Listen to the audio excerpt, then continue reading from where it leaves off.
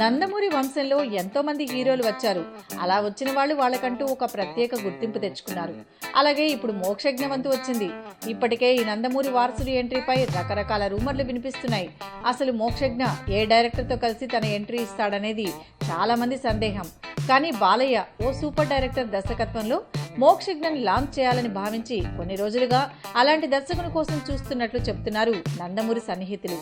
ఈ నేపథ్యంలో మోక్షజ్ఞని గ్రాండ్ గా లాంచ్ చేసే డైరెక్టర్ బాలయ్యకు దొరికేశాడట. అతనెవరో కాదు, బాలకృష్ణ గౌతమిపుత్ర శాతకర్ణి డైరెక్టర్ క్రిష్. యాక్చువల్ గా గౌతమిపుత్ర శాతకర్ణి సినిమా సమయంలో బాలయ్యకు డైరెక్టర్ క్రిష్ మీద ఎంతో నమ్మకం కుదిరిందట.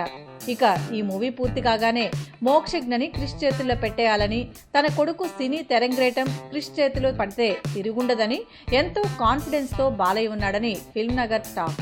పైగా క్రిష్ అంటే ఇండస్ట్రీలో హై ఎక్స్పెక్టేషన్స్ ఉన్నాయి. అలాగే మోక్షజ్ఞ కూడా క్రిష్ దగ్గర అసిస్టెంట్ డైరెక్టర్ గా అన్ని మెళకువలు తెలుసుకుంటున్నాడు. ఒకవేళ అన్ని అనుకున్నట్లు జరిగితే వచ్చే ఏడాది నందమూరి మోక్షజ్ఞ ఎంట్రీ ఉండొచ్చు.